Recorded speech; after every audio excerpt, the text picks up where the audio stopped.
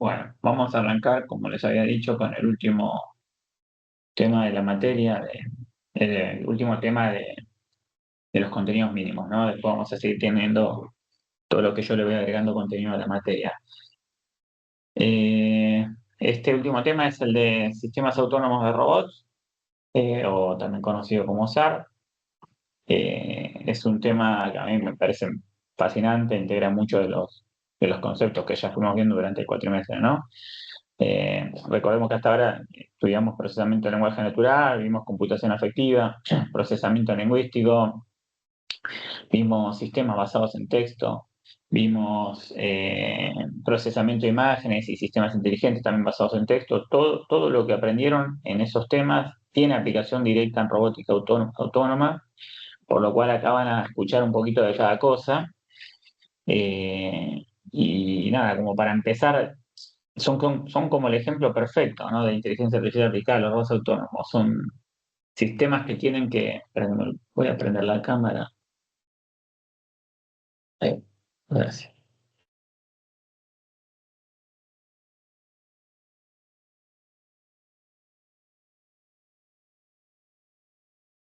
Ahí está.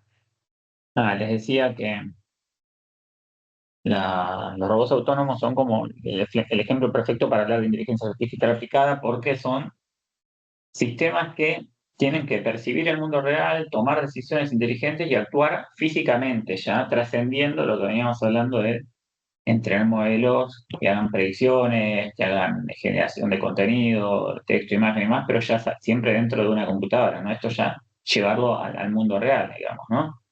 Entonces, a diferencia de los sistemas que venimos viendo, que principalmente trabajan con datos digitales, texto, imágenes, audio, los robots tienen que lidiar con el mundo físico y con todas las incertidumbres que esto le lleva, digamos, ¿no?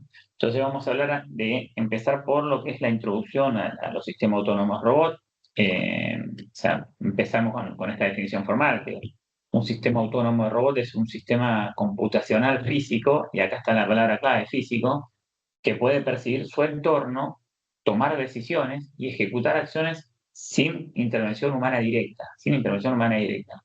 Entonces tenemos cuatro categorías fundamentales que definen a un robot autónomo, ¿no? Tenemos lo que son la autonomía, la adaptabilidad, la interacción física y la percepción multimodal. La autonomía tiene que ver con la capacidad del robot de operar sin control humano constante. No es lo mismo un robot teleoperado, donde un humano lo controla remotamente, que un robot autónomo. Para los que estuvieron la semana pasada y en la presentación que hicieron los chicos que están terminando la carrera, la Expo Proyecto creo que se llama, creo que es la Expo, no, es la comercial, la Expo Comercial. Ahí había algunos bichitos andando, unos robots, un perrito creo que había, no sé si alguno lo vio, y también había otro, un bípedo que caminaba en dos patas.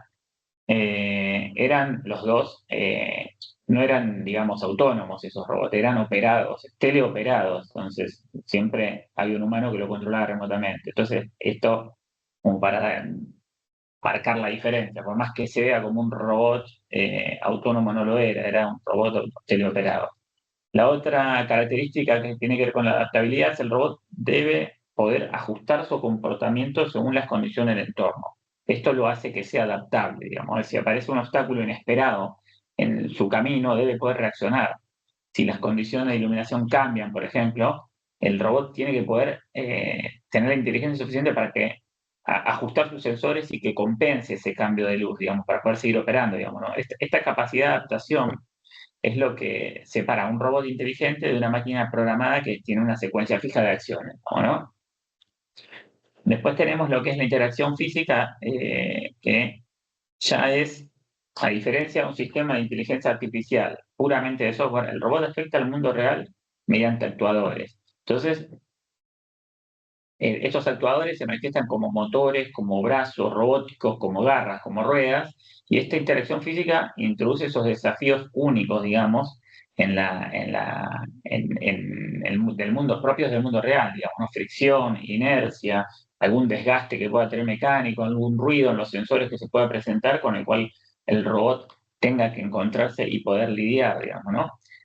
Y después la percepción multimodal. Esto de multimodal Ya lo venimos hablando en algún momento cuando hablamos de modelos multimodales. Bueno, multimodal tiene que ver con que no depende de un solo tipo de eh, elemento sensor para poder sensar el entorno, digamos, ¿no? Pueden usar cámaras LIDAR, por ejemplo, ultrasonido, IMUS y más, digamos, ¿no? Para los que no conozcan estos términos, las cámaras LIDAR, en inglés significa Light Detection and Ranging, que tiene que ver con detección y medición de distancias por luz, son dispositivos que utilizan tecnología láser para poder ir midiendo las distancias. Entonces van creando como imágenes tridimensionales de su entorno. A diferencia de las cámaras tradicionales que toman la luz nada más, los sistemas LIDAR ven como el mundo midiendo el tiempo que tardan los pulsos de esos láseres en rebotar desde el origen hasta el objetivo y volver, digamos, ¿no? Esas son las cámaras LIDAR, son estos sensores de los que le hablo. La percepción multimodal tiene que involucrar más de un sensor. Por ejemplo, estas cámaras LIDAR, cámaras comunes, cámaras LIDAR, cámaras comunes, ultrasonidos. Los ultrasonidos hacen lo mismo que las cámaras LIDAR, pero en vez de con un láser, lo hacen con un sonido que rebota un sonido en algún lugar y vuelve y calcula el tiempo. Hay sensores de ultrasonido muy sencillos que se suelen utilizar en Arduino por ahí. Ustedes, si hicieron sistemas operativos, aquellos que hacen construir robots en Arduino, deben haber visto estos sensores de ultrasonido, son bastante económicos y muy útiles. Después tienen lo que es las unidades IMU, que significan Inertial Measurement Unit, que son unidades de medición inercial, que son los componentes electrónicos que encuentran, por ejemplo, en los teléfonos, como los giroscopios, los acelerómetros, los magnetómetros, que detectan, digamos, y miden con precisión el movimiento, la orientación, la fuerza gravitacional. Entonces, con eso pueden hacer sus cálculos y poder obtener referenciarse de dónde se encuentran, en qué posición y demás, digamos, ¿no? El paradigma Sense, Think, Act. ¿Qué quiere decir esto? Bueno, el, el robot, digamos, como que opera en un ciclo fundamental de operación, digamos, ¿no? Tiene este ciclo, todo robot autónomo tiene este ciclo de percibir, pensar y actuar. Es un paradigma que es bastante sencillo, pero muy poderoso y se utiliza en la mayoría de los sistemas autónomos, digamos, ¿no? ¿Qué tiene que ver esto? ¿Qué es esto de sentir o sense, percibir, think, pensar y actuar? Sense tiene que ver con el primer paso de ese ciclo, digamos, ¿no? Que es capturar toda la información del entorno mediante sensores. Piensen en esto como los sentidos del robot, digamos, sería percibir el ambiente que los rodea, ¿no? Una cámara como sus ojos, por ejemplo.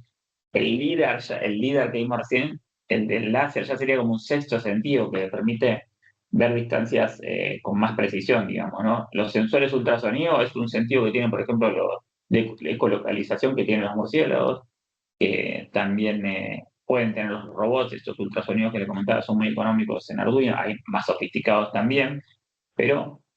Y la IMU también son un sensor, digamos, la medición inercial, que el giroscopio, los otros que ha dicho, el acelerómetro, el magnetómetro, todos esos son sensores que le permiten percibir el entorno. Entonces, esto tiene que ver con la primera parte, digamos, con el sense, percibir el entorno del robot autónomo o de la gente también llamada, ¿no? Sync, ¿qué tiene que ver con, sí, qué es esto de pensar? Bueno, acá es donde entra la inteligencia artificial, propiamente dicha, digamos, ¿no? El robot tiene que procesar toda esa información sensorial y construir un modelo mental del mundo, digamos. Esto incluye, por ejemplo, saber decir dónde estoy, dónde me encuentro, qué hay a mi alrededor, cuál es mi objetivo, cómo llego de A a B, qué obstáculos tengo en el camino. Entonces, los algoritmos de inteligencia artificial, como aprendizaje automático, los que vimos para redes neuronales convolucionales, visión por computadora, planificación de rutas y demás, son los que trabajan en esta etapa que tiene que ver con el pensar. Y después actuar, finalmente, la última parte del ciclo, que es el robot ejecuta las acciones planificadas mediante sus actuadores. Por un lado tenemos los sensores, que sirven para percibir el entorno. Por el otro lado tenemos la inteligencia artificial para pensar. Y el último paso es actuar, digamos, después de que ya sabemos dónde estamos parados, sabemos el entorno en el cual nos estamos moviendo y dónde vamos a operar, con la inteligencia artificial nos movemos, actuamos, buscamos cumplir con nuestros objetivos, planificamos, digamos, todo eso primero, ¿no? Y después finalmente nos movemos y actuamos con los actuadores que son, por ejemplo, los motores de las ruedas de un auto, de un vehículo, un brazo robótico, etcétera, ¿no? Entonces, lo crucial acá es entender que no es un proceso que ocurre una sola vez, sino que es un ciclo continuo. El robot constantemente está percibiendo, pensando y actuando en este ciclo sin fin, o hasta que el robot deja de cumplir su misión o que se apaga, siempre está en este ciclo continuo, percibiendo, pensando y actuando. Mientras se va moviendo, aparecen nuevos desafíos, el entorno puede ir cambiando, pueden aparecer nuevos obstáculos, entonces, esta retroalimentación es la que le permite al robot, digamos, ir adaptándose en tiempo real para ir aprendiendo y corrigiéndose, ¿no? En términos de frecuencia, este ciclo puede repetirse desde 10 hasta 100 veces por segundo, dependiendo de la aplicación de la que estamos usando. No sé si ustedes tuvieron la oportunidad de construir con Arduino las plaquitas esas de el Arduino Nano, o el Arduino Mega, por ejemplo, o el Arduino Uno, son placas que operan como ustedes, si programaron, ahí seguramente lo hicieron por sistemas operativos, la programan en un ciclo, digamos, y en ese ciclo uno tiene que cumplir todo lo asociado a la función del sistema embebido. Bueno, en ese ciclo, un robot autónomo lo que haría sería tener tres funciones: sense, think y act. Percibir el entorno, pensar qué hacer y después actuar, digamos, ¿no? Vamos al siguiente slide. Componentes fundamentales de un SAR. Bueno, acá vamos a mirar un poco más en detalle los tres sistemas fundamentales que componen al robot autónomo, ¿no? Por un lado tenemos lo que es el sistema de percepción. Ya mencionamos ahí algunos sensores, no profundizamos mucho en algunos. Por ejemplo, están las cámaras RGBD, que son como las RGB, pero le agregan la D, y ahora les voy a decir por qué. No solo capturan imágenes en color como lo haría una cámara normal, sino que también miden la profundidad de cada píxel, lo que les permite a la cámara, digamos, construir modelos en 3D del entorno, saber al sistema robot autónomo poder ubicarse en base a esas cámaras. La D tiene que ver con deep, de profundidad en inglés. Ahora después les muestro un videito para que vean cómo funcionan estas cámaras. Después tenemos los LIDAR, esos que les comentaba hace un ratito, que usan pulsos láser para medir las distancias, puede generar millones de puntos 3D por segundo, y lo que hace es crear lo que se llama una nube de puntos del entorno para poder ubicarse, digamos, ¿no?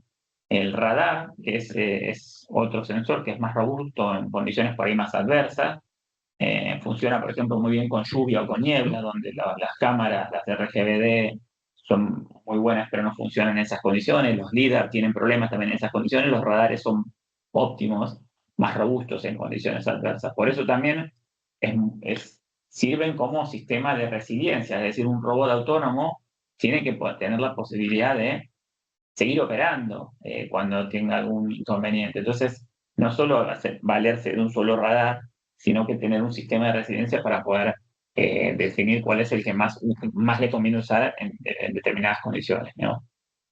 Bueno, el GPS obviamente da la posición global, pero es importante saber que en interiores no funciona, en general funciona mal o no funciona en interiores, y que la precisión también no es la mejor, sino que hay una precisión de unos metros, digamos, que te puede ubicar a unos metros del lugar, digamos. No puedes tener posición certera exacta, entonces es algo que hay que saber a la hora de utilizar ese tipo de sensor.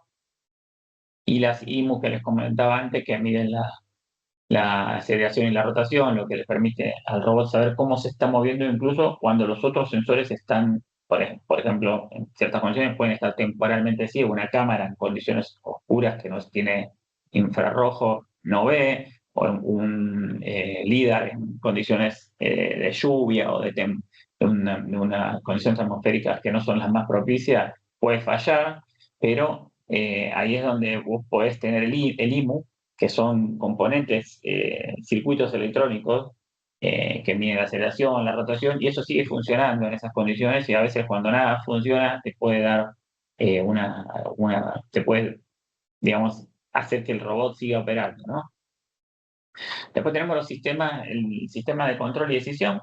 que esto es el cerebro, es lo que hablábamos hace un rato de planificar, digamos, ¿no? Acá es donde ocurre la planificación, qué secuencia de acciones debo ejecutar para alcanzar mi objetivo, en la navegación, cómo llego del punto A al punto B, evitando todos los obstáculos que tengo en el camino, y en la toma de decisiones sería qué hago en esta situación en particular, ¿no?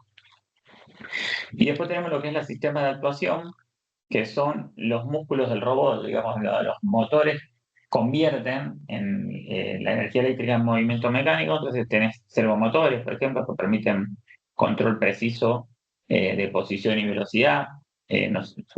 Probablemente ya hayan tenido oportunidad de jugar con ellos en otras materias, como sistemas operativos. Los servomotores básicamente son una cajita, es un motor que tiene una caja de engranajes que le permite, digamos, cambiar el torque, o sea, mover con más precisión en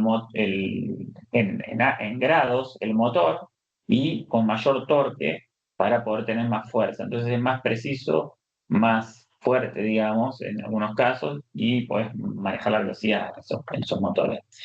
Después en robots móviles tenemos configuraciones de ruedas, por ejemplo, las direccionales, las omnidireccionales, incluso tenemos las diferenciales. Ahora les voy a mostrar también un videito de las diferenciales, y las diferenciales son las más comunes, digamos, cuando un robot tiene dos ruedas, cada una que tiene su motor, entonces con solo dos ruedas y con un motor para cada una puede girar, digamos, haciendo girar en diferentes direcciones cada rueda. Esas son las ruedas diferenciales. Las omnidireccionales son más interesantes porque son como pequeños rodillitos que tienen para moverse lateralmente mientras gira hacia adelante el motor.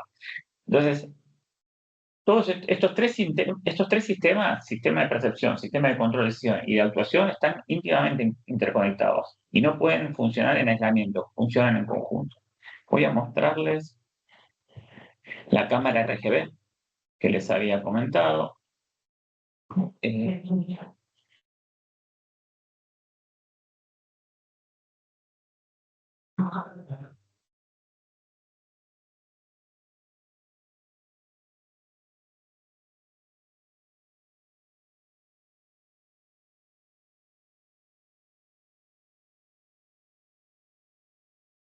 ¿Escuchan algo ahí? No, no nos escucha. Voy a compartir con sonido entonces, porque parece que no se está fijando. What is an RGBD camera? Let's start by breaking down its name to understand its meaning. RGB refers to an RGB camera, also known as a color camera.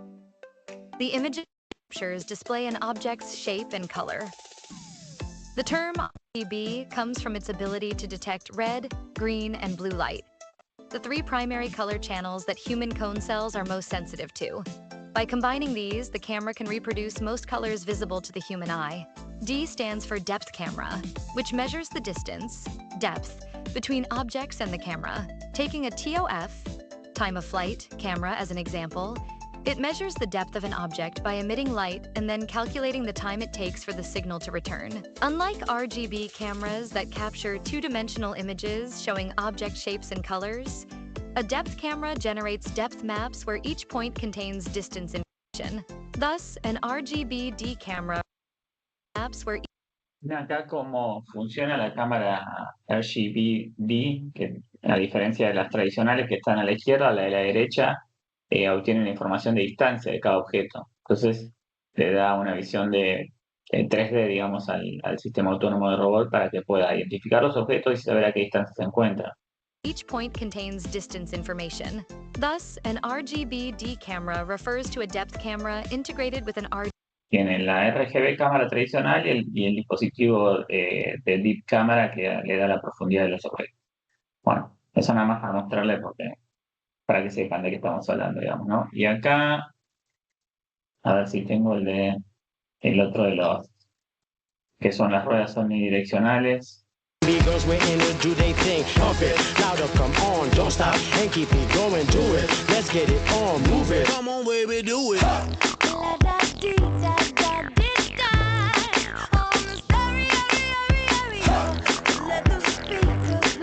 que tienen este sistema de rodillitos que hace que el vehículo se pueda mover en todas las direcciones sin tener que girar.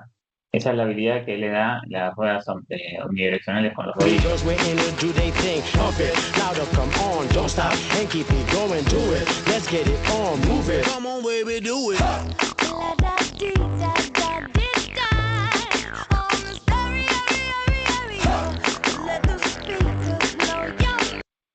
Bueno, nada, me parecía piola que lo vean para que sepan de lo que estamos hablando. Seguimos con la presentación.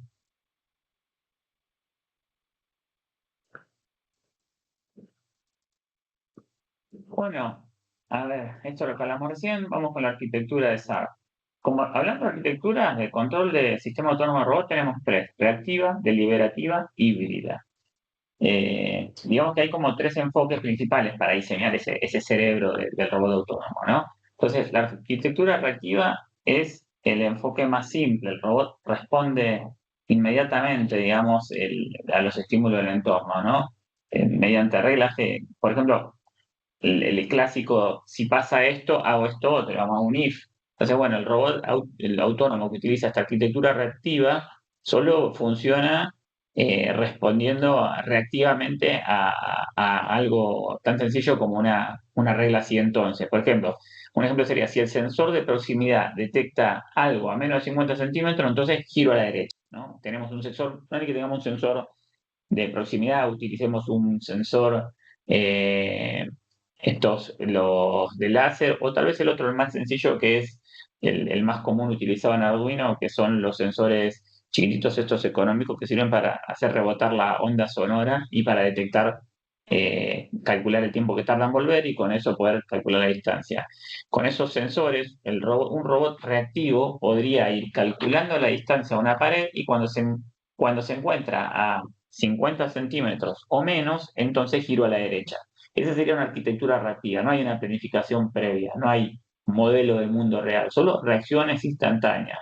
La ventaja que tiene ese modelo, esa arquitectura, es que son respuestas muy rápidas, no tiene que pensar en nada, solamente es devolver una regla, pero la desventaja es que es un comportamiento muy simple y puede quedar atrapado en situaciones complejas, digamos, ¿no? Por ejemplo, un robot que evita obstáculos, que tiene esas reglas sencillas de girar a la derecha cuando encuentra una pared, si entra en un lugar cerrado, puede quedar oscilando entre dos paredes para siempre, digamos, ¿no? Y no salir de ese lugar. O si alguien lo mete en una caja, por ejemplo, o le cierra una pared o cambia las condiciones del entorno, entonces el robot queda en un ciclo infinito de girar a la derecha y no resuelve nada. Entonces, después está la arquitectura deliberativa, que es el extremo opuesto. El robot, digamos, construye un modelo completo del mundo, va planificando toda la secuencia de acciones necesarias para alcanzar su objetivo y luego recién después se ejecuta ese plan. Es como el enfoque más inteligente en el sentido clásico de la inteligencia artificial, de la simbólica, digamos, ¿no? De la IA simbólica. La ventaja es que puede resolver problemas que son más complejos, encontrar mejores soluciones, más óptimas, pero la desventaja, ya se imaginarán, que tiene que ver con que son más lentos esos robots, requieren mucha más capacidad de cómputo, y además el mundo real cambia, digamos, mientras el robot está planificando, ¿no? O sea, si tiene que resolver un problema en un ambiente donde no cambia, bueno, podría ser más sencillo, pero el mundo va cambiando, los obstáculos van apareciendo y se van moviendo de lugar, entonces si aparece un obstáculo no previsto, todo el plan puede volverse inválido en estos casos. Entonces, todo nos lleva a la arquitectura híbrida, que es la más usada en la práctica, ¿no? Combina los enfoques de los dos mundos, digamos, una capa deliberativa de alto nivel que se encarga, digamos, de planificar la estrategia general y los objetivos más bien a largo plazo, y las capas reactivas de bajo nivel que se encargan de la ejecución inmediata, ¿no? Lo que responden a eventos inesperados que van surgiendo de manera inmediata. Entonces, vamos a poner un ejemplo concreto para que se entienda. Un robot que tiene que entregar eh, algo, ¿no? Planifica la ruta desde el almacén de donde tiene que entregarlo hasta la dirección de destino. Entonces, todo eso lo planifica con la arquitectura deliberativa, planifica la ruta desde el lugar de donde sale hasta donde tiene que hacer la entrega. Pero mientras va navegando, constantemente tiene que ir evitando peatones y obstáculos dinámicos que van apareciendo en su camino, y ahí usa la arquitectura reactiva, que es esto de, si hay un obstáculo menos de 50 centímetros, giro a la derecha, o tomo una decisión, ¿no? O veo qué hago, si hay un obstáculo, giro a la derecha, giro a la izquierda, espero unos segundos a ver si el obstáculo cambia de lugar y después sigo avanzando. Bueno, tomo una decisión en base a esa reactiva en esta forma de sí entonces para poder moverse en ese entorno. Si la ruta se bloquea, la capa deliberativa, digamos, replanifica una ruta alternativa, entonces ese robot no queda, no se muere ahí por inanición esperando la nada misma en un entorno que cambió y que lo dejó girando en un ciclo infinito, ¿no?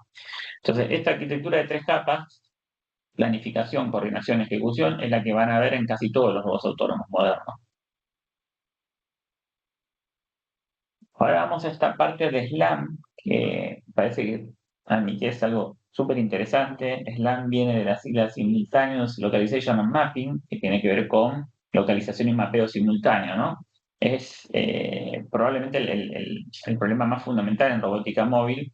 ¿Y qué significa, digamos, esto de SLAM, ¿no? Bueno, imaginen que ponen un robot en un edificio, que nunca lo visitó ese edificio. Y el robot necesita 2 cosas para navegar en ese edificio que nunca se movió. Un mapa y su posición, digamos, dentro de ese mapa. Entonces, el mapa del entorno, por ejemplo, de ese edificio pueden ser las paredes, dónde están las paredes, dónde están los obstáculos, las habitaciones. Y la posición dentro del mapa, bueno, dónde está el robot en cada momento. Porque acuérdense que el robot se va moviendo en ese mapa. Entonces, acá está como el problema del huevo y la gallina, porque para construir un buen mapa, el robot necesita saber dónde está cuando toma cada medición. Pero para saber dónde está, necesita un mapa de referencia. Como que es un problema circular. Entonces, acá es donde entran en acción las SLAM, que resuelven ambos problemas simultáneamente, ¿no? El robot construye un mapa mientras se mueve y usa ese mapa parcial para localizar su posición, que a su vez mejora el mapa. Es decir, va retroalimentándose, ¿no? Es como si ustedes estuvieran dibujando un mapa de un laberinto mientras ustedes se están moviendo en un laberinto en el cual caminan a oscuras por una linterna, ¿no? No conocen el lugar, están en un laberinto a oscuras por una linterna y se van moviendo y van descubriendo dónde están las paredes y demás y van dibujando ese laberinto y así es como opera el robot, ¿no? En el desconocimiento va obteniendo información del entorno y va armando el mapa y posicionándose al mismo tiempo. A ver qué más dice acá. Bueno, los filtros, a ver, ¿cómo funcionan técnicamente? Porque ahí es todo coloquial lo que les expliqué, ¿no? Técnicamente hay como varios enfoques de cómo funcionan los SLAM. Uno es el probabilístico y el otro, por ejemplo, es el método de optimización. El probabilístico tiene que ver con la distribución de probabilidad sobre la posición del robot y las ubicaciones de referencia en el entorno. Estaba calculando una distribución de probabilidad, esa posición de su posición en el entorno. El otro del método de optimización es como que construye un grafo, donde los nodos son las posiciones del robot y las aristas son como las mediciones que va obteniendo. Entonces después va optimizando la configuración dentro de ese grafo a medida que se va moviendo.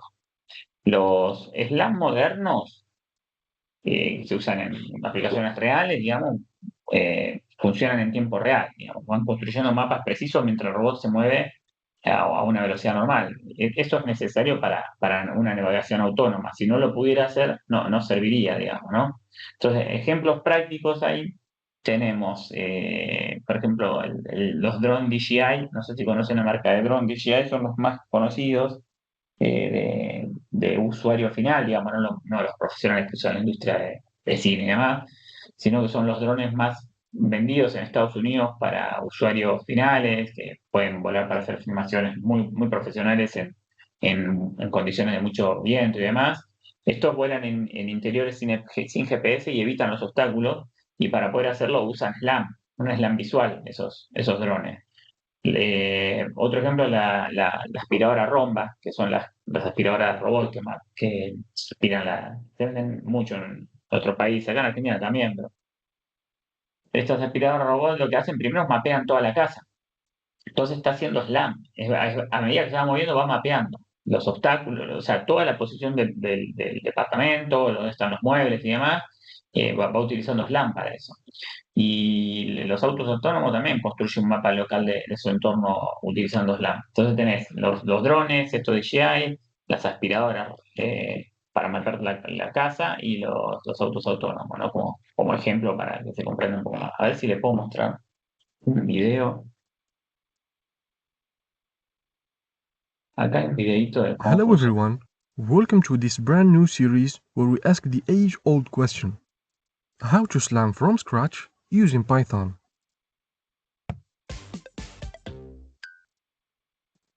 SLAM is one of the most fundamental problems in robotics and autonomous navigation.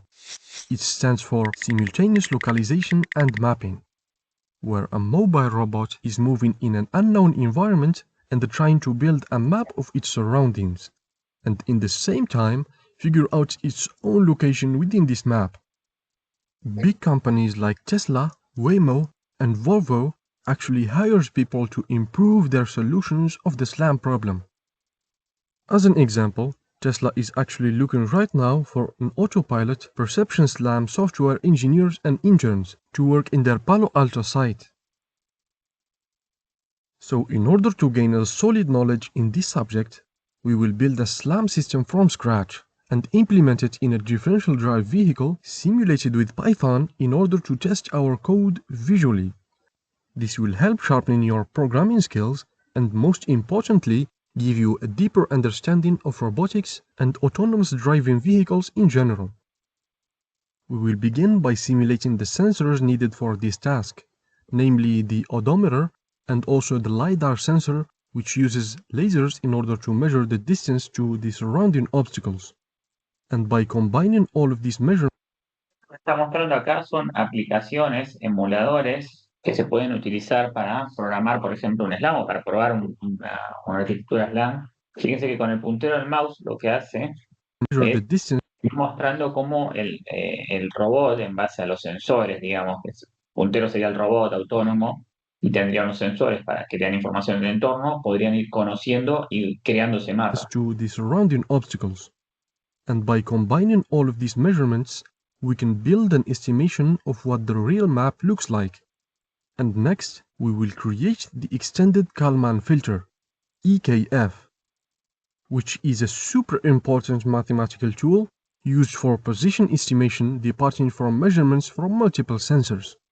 We will also make sure the parameters of our robot is as close as can be to real-life parameters, since the ultimate goal of this tutorial is to help you build better robots in real life.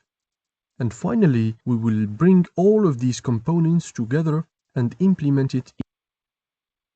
Eso era para que vean un poco qué son, cuando hablamos de SLAM, de qué estamos hablando, ¿no? Vamos ahora a la navegación y planificación de rutas.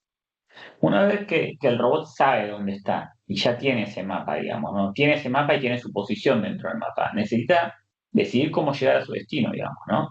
Entonces, ese es el problema del path planning o planificación de rutas, ¿no?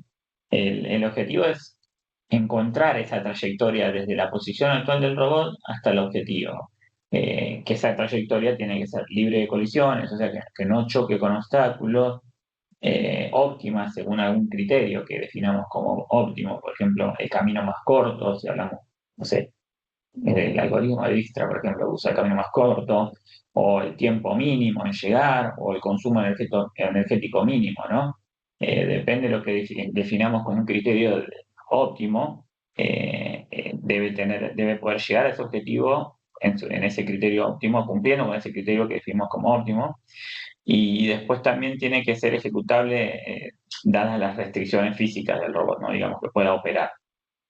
Entonces, los algoritmos principales que vemos ahí, los clásicos, son el A asterisco, que sería la estrella, comúnmente conocido como A estrella, es el algoritmo más popular de todos, hace una búsqueda heurística que explora, digamos, el espacio de estado de manera inteligente. Internamente usa una función donde va calculando, digamos, el costo desde el nodo de inicio hasta el nodo n, que sería el nodo a donde quiere llegar, y va haciendo una estimación heurística de ese costo hasta ese objetivo. Si la heurística es admisible, nunca sobreestima, digamos, ¿no? Entonces, lo que hace el A estrella garantiza que va a encontrar un camino más óptimo. Por otro lado tenemos el algoritmo de Dijkstra, que probablemente lo hayan escuchado en programación y algunos, como yo, por ahí lo hayan tenido que programar, Es un caso especial del algoritmo de estrella, digamos, donde lo que hace es le pone 0 al costo máximo, digamos, busca siempre el camino más corto, entonces explora todos los nodos de manera uniforme. Es más lento, obviamente, que la estrella, porque solo busca el camino más corto, pero garantiza también justamente el camino más corto, ¿no? Después tenemos el RRT, que es el Rapidly Exploring Random Tree. Este es muy diferente, lo que hace es construir un árbol de exploración que va agregando ramas aleatorias que van creciendo hacia el espacio libre. Es muy bueno para espacios de mucha dimensionalidad o con geometrías complejas, donde se tenga como robot, pero no garantiza un camino óptimo. No encuentra soluciones rápidas, solo asegura que va a llegar de origen a destino y en ambientes de complejidades geométricas altas, pero no garantiza que el camino sea el mejor, digamos, ¿no?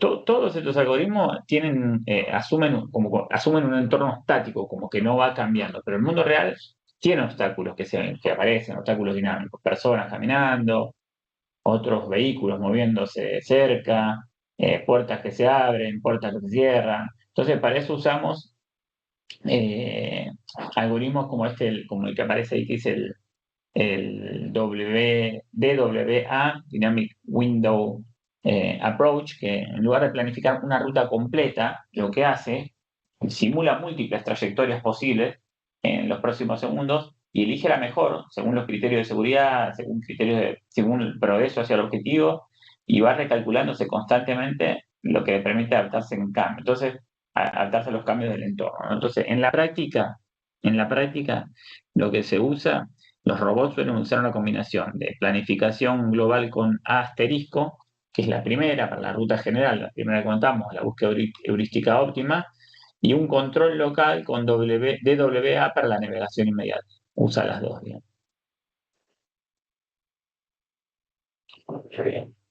Bueno, toma de decisiones. Bueno, hasta ahora hablamos de percepción y navegación, pero ¿cómo decide el robot qué hacer en cada situación, digamos, ¿no? Entonces, ahí hay como varios enfoques, ¿no? La máquina de estados finitos es una de ellas. Esa me acuerdo que hasta donde yo sé, en sistemas operativos la daban. No estoy seguro si ahora agregaron otros tipos digamos, de toma de decisiones de inteligencia. En el sistema operativo, cuando yo la cursé, la usaba máquinas de estados finitos. Está también esta otra, árboles de comportamiento, está la de aprendizaje por refuerzo, que esa es de inteligencia artificial, y la de deep learning, que también es inteligencia artificial. Entonces, las máquinas de estado finito, vamos una por una. Máquinas de estado finito. Como que el robot existe en estados discretos. En estados discretos, por ejemplo, explorando es un estado. Otro estado podría ser siguiendo una ruta, siguiendo ruta. Otro estado podría ser evitando obstáculos y otro estado podría ser cargando batería. Entonces, el robot transiciona entre esos estados según ciertas condiciones. Es muy simple de implementar, es fácil de variar. Lo usan mucho en robots industriales donde el comportamiento está bien definido, digamos. Pero hay problemas en los cuales se requieren mayor complejidad, digamos, para la navegación, digamos, ¿no? Entonces tenemos este otro que es el árbol de comportamiento o behavior tree, que es una extensión un poco más flexible de la máquina de estado finito, que lo que hace es organizar el comportamiento en una estructura jerárquica de árbol. Cada nodo puede ser una acción, una condición o un selector de comportamiento, digamos. Son como más modulares, pueden agregar nuevos comportamientos sin romper los comportamientos existentes. Estos se hicieron populares en los videojuegos y ahora se usa mucho en robótica. Entonces, tenés un selector que va seleccionando si ejecuta la condición o la acción. Entonces, por ejemplo, una condición podría ser, ¿está el camino libre?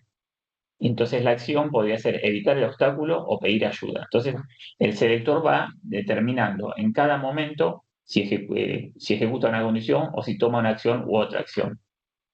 Después tenemos el de Reinforcement Learning, que sería el de aprendizaje por refuerzo. Este es otro enfoque que nada que ver con nosotros, diferente. En lugar de programar el comportamiento explícitamente, el robot de alguna manera aprende una política óptima mediante prueba y error. Probablemente hayan visto algo de aprendizaje por refuerzo en inteligencia artificial, una materia de inteligencia artificial.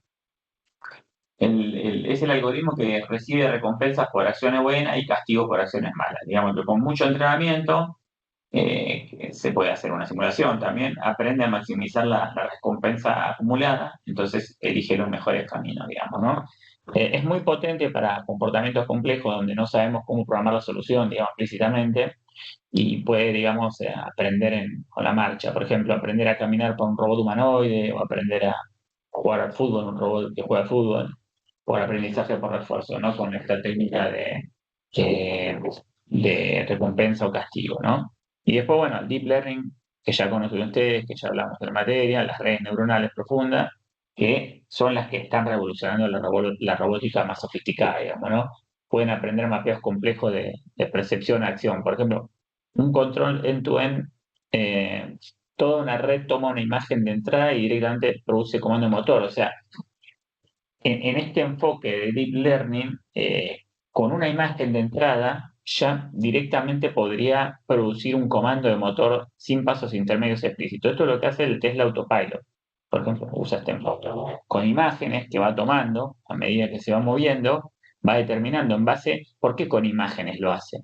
Porque bueno, el modelo, después ahora vamos a hablar un poco más de esto, de cómo se entrenaron los Tesla, pero el modelo de Deep Learning del Tesla aprende en base a las imágenes digamos, de las rutas que recorrieron otros Tesla. Entonces va aprendiendo a tomar decisiones, una decisión de girar un volante o frenar o algo, una acción que hace el actuador del vehículo en base a las imágenes, y la inferencia del conocimiento de la imagen que va tomando a cada momento. Entonces, se llama aprendizaje por imitación.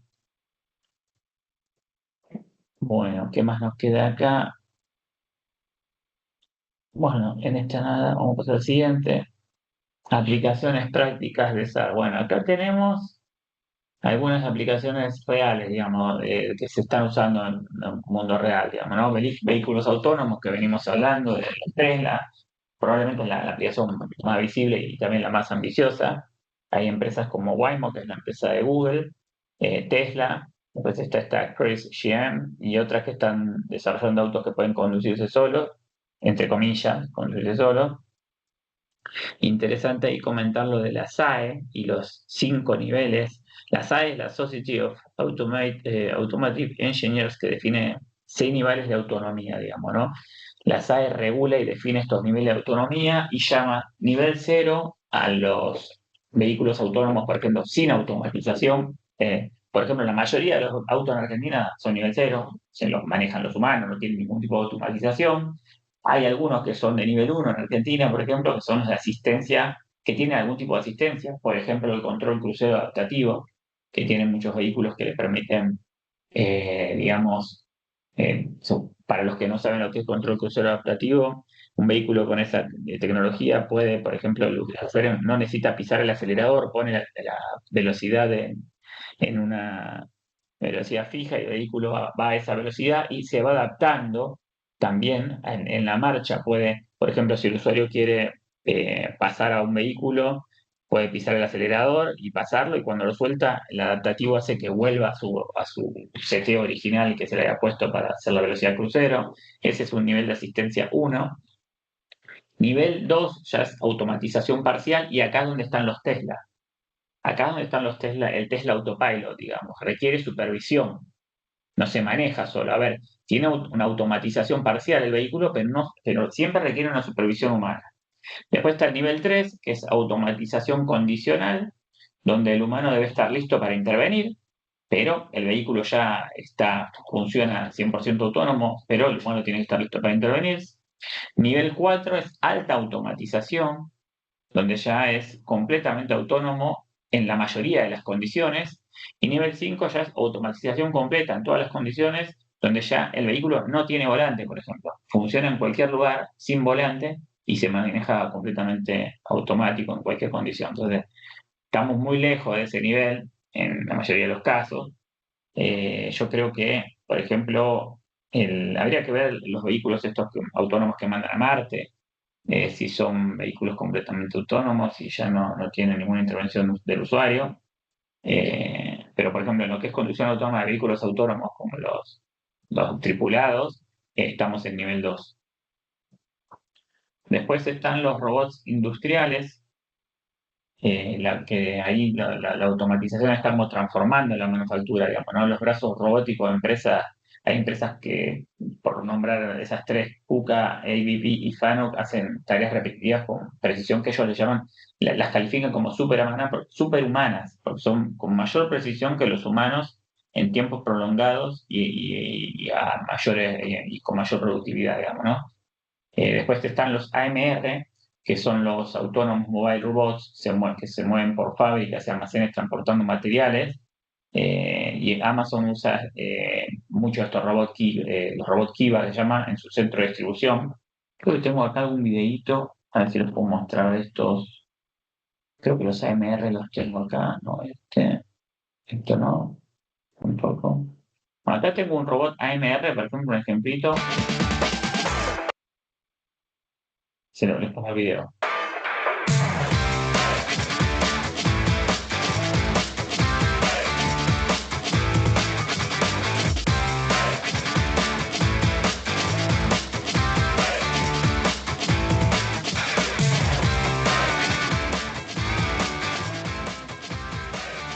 Se mueven, por ejemplo, en bibliotecas, en fábricas, transportan materiales, tienen esta conducción autónoma que permiten este LAN poder identificar el entorno, poder armar el mapa para poder después moverse, ubicarse, moverse en este mapa y poder el origen o destino. Estos son los LAN que, bueno, Amazon en un momento se hizo muy popular por sus robots en las fábricas. Después tenemos los drones autónomos. Los drones autónomos. En agricultura, digamos, son estos drones que sobrevuelan los campos analizando la salud de los cultivos, aplicando fertilizantes con mucha precisión. En construcción, por ejemplo, también operan en inspección, drones que revisan puentes, líneas eléctricas, etcétera, digamos, ¿no? Y también está un producto de Amazon, con el cual también Amazon ha sido muy popular, se llama Amazon Prime Air, que es para entregar paquetes por drones. No sé si alguno vio esa publicidad en algún momento. Ahora les muestro también ese tipo de dron autónomo. Si lo tengo por acá. Estos son los de agricultura, drones autónomos de agricultura que les decía que sobrevuelan los campos analizando la salud. En este caso están fertilizando.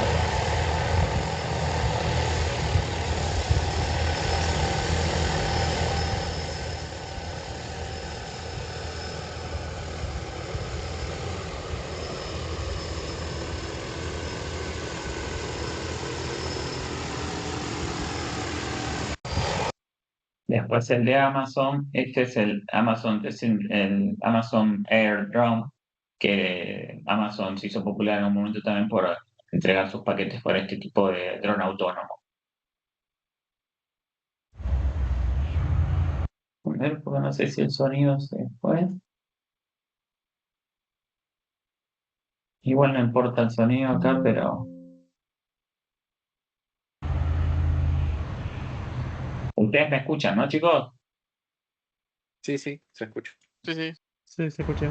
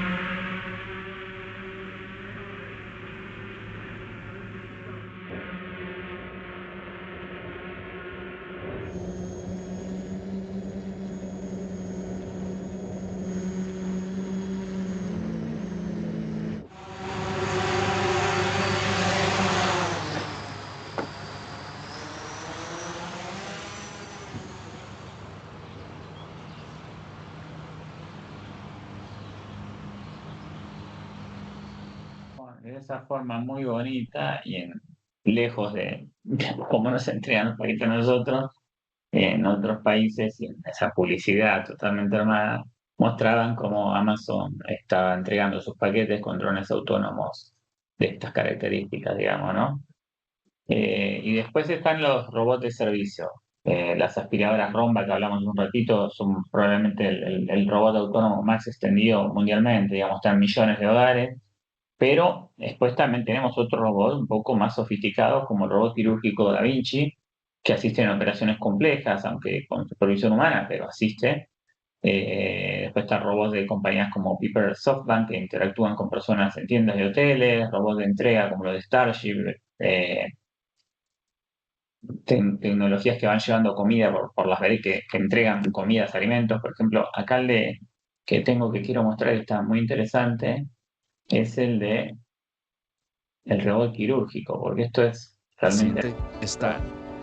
Menores. La cirugía robótica se encuentra en constante innovación. Ahora llega al Centro Médico ABC Campus Santa Fe el nuevo robot quirúrgico Da Vinci XC para cirugías de mínima invasión. Ofrece acceso anatómico más amplio y con una visión tridimensional del campo quirúrgico para intervenciones complejas.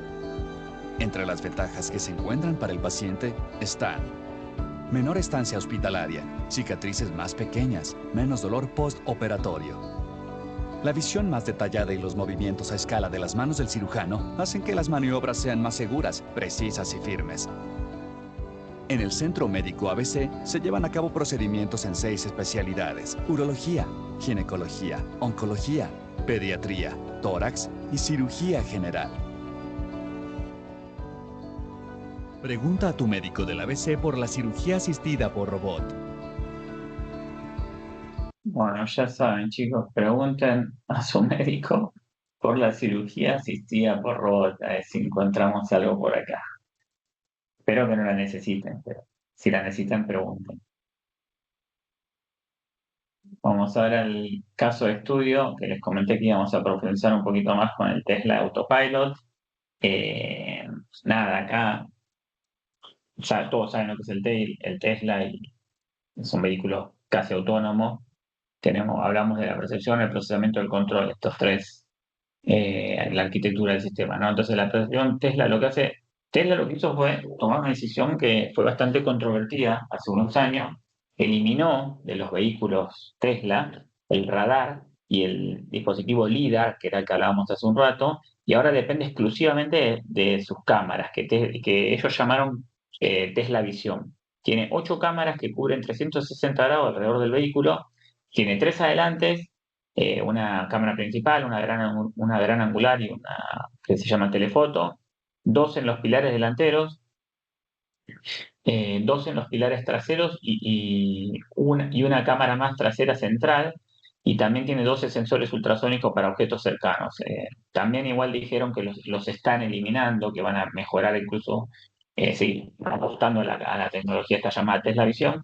Pero bueno, con esas 8 cámaras, del procesamiento, todo ocurre en un chip que ellos también desarrollaron, que se llama chip FSD, que es un chip que diseñaron con una capacidad para procesar trillones de operaciones por segundo, 144 trillones de operaciones por segundo, para ser precisos, es la capacidad que tienen estos chips diseñados por Tesla para poder procesar la información proveniente de del dispositivo Tesla Vision, que está conformado por estas 8 cámaras que les comentaba. Entonces, ¿qué pasa con esas imágenes? Bueno, pasan por, adivinen, CNN, redes neuronales convolucionales, que hablamos ya en clase, que detectan carriles y marcas viales, otros vehículos, autos, camiones, motos, bicicletas, peatones, semáforos, señales de tránsito, conos, carriles, escombros, animales. Todo pasa por la red neuronal convolucional que opera directamente en esos chips FSD Computer, que lo hacen a trillones de operaciones por segundo, 144 trillones de operaciones por segundo. Piensen en por qué, digamos, esa velocidad. A ver, estos son dispositivos que llaman de border, es decir, la inteligencia está dentro del vehículo, no puede operar con inteligencia artificial en una nube, por razones obvias. Un vehículo que está manejándose en muchos casos en alta velocidad y tiene que procesar la información muy rápido. Entonces, estos chips, que son los FSD Computer, tienen esas capacidades para procesar esas 144 millones trillones de operaciones por segundo de todas las imágenes que van llegando a esos 8 dispositivos de cámaras que Tesla llamó Tesla Vision. ¿Okay? Bastante sorprendente y ambicioso digamos, este sistema de vehículos autónomos de Tesla, ¿no? Procesamiento. Además de la detección de objetos, el sistema hace 4 cosas, además de detectar objetos, digamos, ¿no? Hace lo que se llama la segmentación semántica, que clasifica cada píxel de la imagen, hace una predicción de trayectorias, que es predecir hacia dónde se van a mover los objetos en base a lo que va viendo el objeto, en base a su posición en diferentes imágenes, va proyectando la trayectoria, construye un modelo 3D del entorno y planifica la ruta considerando el comportamiento predicho de otros agentes. Entonces, todo eso es el procesamiento que hace el Tesla. Y en la parte de la arquitectura del control, el sistema decide acelerar, frenar, cambiar de carril. Ahí es donde usa una arquitectura híbrida, planificación de ruta de alto nivel, es lo que habíamos dicho antes, ¿no? Una arquitectura híbrida entre planificación de ruta de alto nivel más el control reactivo, es decir, planifica, pero tiene un control reactivo para reaccionar, qué hacer si se encuentra algún objeto en un momento determinado, ¿no? Y de nuevo, como para cerrar este slide, lo que les decía a nivel de autonomía, que habíamos visto hace un rato, por el organismo este que puso 5 niveles de autonomía, bueno, el Tesla está en nivel 2, requiere supervisión, está aspirando a subir a niveles 4 o 5, esto es mucho más ambicioso y requiere, bueno, seguramente de mejoras en arquitectura y muchas otras cosas que por ahora no están en las condiciones. Ahora vamos a los desafíos actuales de los sistemas autónomos robot. A ver, desafíos, si bien todo lo que ya fuimos viendo demuestra que avanzaron un montón, pero quedan desafíos técnicos, digamos, ¿no? Y esos son la robustez ante condiciones adversas. Es decir, los sistemas actuales funcionan muy bien en condiciones ideales, pero ¿qué pasa con lluvia intensa, nieve que cubra los sensores, niebla que reduce la velocidad, poca luz nocturna?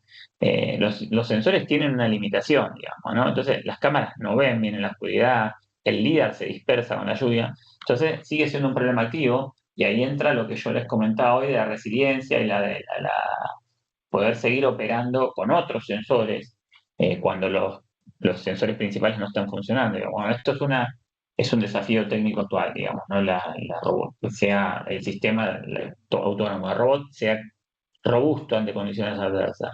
Después, la interacción segura con los humanos, es decir, esto es otro desafío técnico. Los robots comparten el espacio con las personas.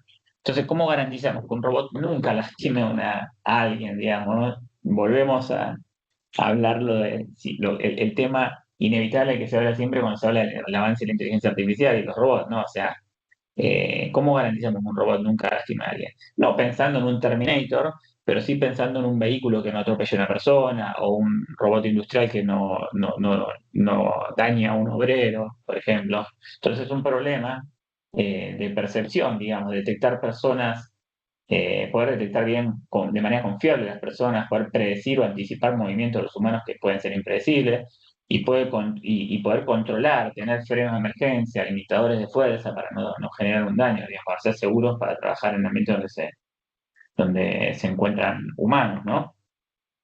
Y después está la generalización en entornos no vistos, tiene que ver con un robot entrenado en un entorno específico funciona, pero ¿qué pasa en un entorno que nunca vio? El aprendizaje automático tiende a sobreajustarse, digamos, ¿no? A los datos de entrenamiento. Entonces, lograr robustez en condiciones nunca vistas es difícil. Es como que queramos hacer que una inteligencia artificial funcione para algo que nunca fue entrenada, ¿no? Para un entorno para el cual no recibió entrenamiento. Entonces, ¿cómo generar? Es un desafío actual la generalización, poder hacer que un robot autónomo pueda manejarse de la misma forma que se forma en un entorno conocido para el que fue entrenado, en un entorno donde no tuvo datos de entrenamiento. Después, el tiempo real, muchos algoritmos de inteligencia artificial son computacionalmente costosos, pero un robot navegando a alta velocidad necesita tomar decisiones en milisegundos, digamos, ¿no? Siempre hay un trade-off constante entre precisión y velocidad.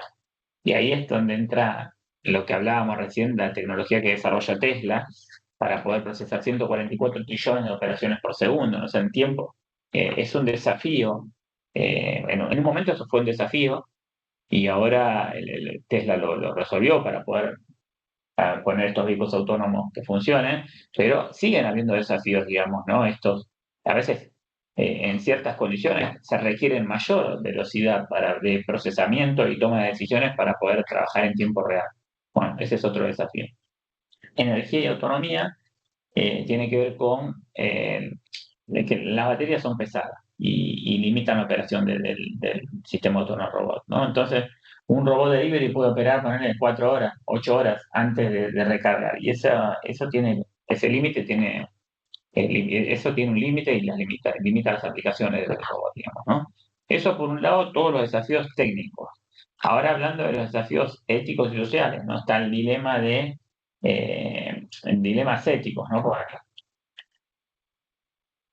Los dilemas éticos, la responsabilidad legal, el impacto en el empleo, la privacidad y la vigilancia y la regulación en marcos legales, ¿no?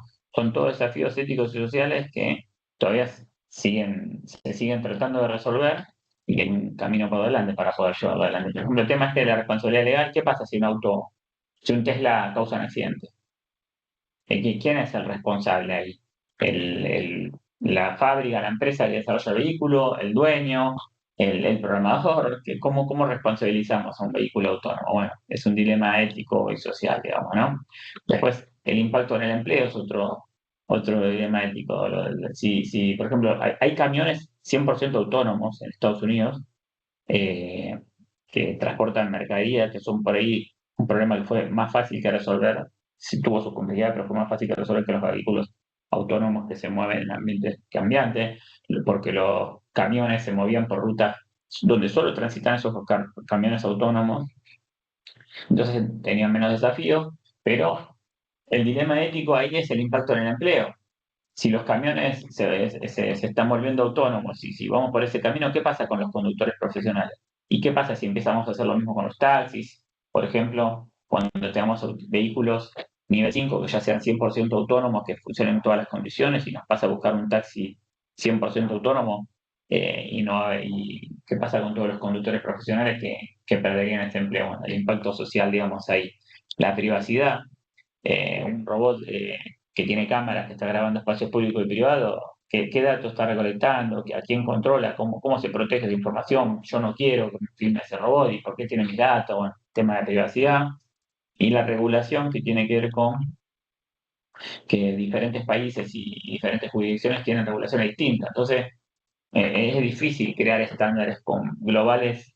Es complejo eso. Entonces, tengo un Tesla y voy de un país a otro. Y en un país, yo ese Tesla lo construí para esas jurisdicciones y para esas regulaciones de manejo de los datos sensibles y los uso de las cámaras. Pero si yo cruzo la frontera, ¿ahí qué pasa? ¿Puedo seguir utilizando un Tesla que tiene 8 cámaras que va filmando y sacando fotos a todo y utilizando los datos para entrenamiento si ese país o esa jurisdicción no aprueba eso? Bueno, es otro desafío, digamos, ¿no? Ya queda poquito, chicos, ya terminamos. Herramientas y framework para desarrollar los SaaS. Bueno, si ustedes quieren empezar quisieran empezar a desarrollar sistemas robóticos, hay como un ecosistema maduro de herramientas. Ahí les dejo esas 4. Cuando les pase la presentación, lo van a tener para poder utilizarlo si lo quisieran hacer. Ahora en este cuatrimestre no sé si voy a poder tener tiempo para armar ese ambiente. Por ahí el cuatrimestre que viene sí, pero bueno, no lo van a poder ver ustedes. Pero bueno, les dejo ahí los 4 herramientas y frameworks que son las más conocidas y más útiles que se pueden utilizar. Algunas de ellas incluso son las que vimos recién en el video donde se iba simulando los ambientes, los SLAM, emulando un SLAM para poder generar un mapa de un robot autónomo. Entonces tenemos el ROS, Robot Operating System, que es un framework open source, es el más popular de todos. Después tienes el Gazebo y Unity, que son para simuladores 3 realistas. Esto lo que hace es permite probar esos robots en esos ambientes virtuales antes de construirlos. Bueno, tiene física de sensores, entornos. Parecido de alguna forma al Tinkercad que usaron probablemente en sistemas operativos para construir circuitos antes de pasar al mundo real. para emularlo. Después está Python y OpenCV y PyTorch, que esto es todo Python, ya hay librerías para procesamiento de imágenes y deep learning, integración fácil con los Robot Operating System. Esto es las librerías de Python para manejar deep learning, digamos, ¿no? Y que se integran con este framework. Y bibliotecas más especializadas como MPL, G2, SLAM, OPCL, que es la nube de puntos 3D que les comentaba hoy en el slide anterior. Y el futuro de los sistemas autónomos, bueno, estos son, digamos, algunas tendencias emergentes, digamos, ¿no? Con todo lo que fuimos hablando ahora de sistemas autónomos de robot, ¿cuáles son las tendencias? Robots colaborativos que trabajan junto a una forma segura en la industria. Esto es algo que está en auge y está creciendo muchísimo. Muchas empresas están incorporando sus robots colaborativos en la fuerza laboral. Mayor inteligencia con inteligencia artificial, o sea, estos modelos fundacionales, los Large Language Models, para interacción natural y mejorar la generalización. Robots en la nube, o sea, computación distribuida, aprendizaje compartido entre flotas, que se puedan, digamos, compartir la información entre robots. Manipulación diestra, esto es manos robóticas con capacidades similares a las de los humanos para poder hacer operaciones por ahí en donde donde podría un humano evitar hacerlo por posibilidad de que haya un accidente, o es donde no está bueno que estén los humanos para que puedan manipular los robots. Después tenemos las Smart Cities, que es una infraestructura que se conecta, que facilita la navegación autónoma. Esto es decir, Smart Cities es construir una ciudad inteligente para poder hacer que los robots autónomos, los sistemas autónomos de robots, en este caso vehículos como los Tesla, puedan conectarse con sensores en esa ciudad, obtener más información y que sea de alguna manera lo que es Internet of Things o Internet de las Cosas, y que todo sea un ecosistema donde se esté conectado y conversando en el mismo idioma para que sea más eficiente la conducción, por ejemplo, de los vehículos, ¿no? Y bueno, exploración espacial, ya conocemos, acá está el nombre del rover, no me acordaba el nombre del robot creo que este es nivel 5, rovers autónomos en Marte y en otros lugares más lejanos de la Tierra tal vez. Y bueno, acá ya cerrando, resumen y conclusiones, conceptos clave, bueno, los SARs que operan mediante el ciclo este que habíamos hablado, percibir, pensar y actuar, los componentes fundamentales de percepción, control y actuación, la arquitectura, bueno, reactiva, deliberativa e híbrida, que está en negrita, está como lo que más se usa, recuerden que la reactiva reacciona cuando de manera más rápida con una simple regla, cuando encuentra una pared, giro 60 grados, deliberativas que en realidad va armando un plan, y después híbridas que usa las dos cosas. Las SLAM es lo que habíamos visto bueno, es esencial para la navegación autónoma, es poder armar ese mapa y ubicarme en el mapa para poder ir actualizándolo permanentemente mientras me voy moviendo, posicionarme y saber cuál es mi entorno. Y después las aplicaciones en múltiples dominios, transporte, industria, servicio, etc. Y acá hay algunos puntitos para profundizar que no los vimos, pero se los dejo ahí para el que quiera explorarlo. Instalar ROS, que dijimos recién, el framework que habíamos hablado recién, para experimentar con simuladores. Proyectos de robótica en Arduino, Raspberry Pi, en Arduino probablemente hayan hecho en sistemas operativos. Competencias de robótica, para que miren, hay estas 3 competencias son muy populares, que es donde la gente compite para, bueno, tener el mejor robot en cada área. Y bueno, papers recientes sobre robótica e IA, busquen con este término y van a poder encontrarlo. Y ahí con eso, chicos, terminamos el tema de sistemas autónomos de robot, que era lo último que nos quedaba, como ya les dije, de contenidos mínimos de la materia. La semana que viene vamos a continuar como hemos planificado, con creación de agentes, de inteligencia artificial generativa y demás, y así vamos a seguir avanzando hasta el final de la cursada. ¿Tienen alguna duda con esto?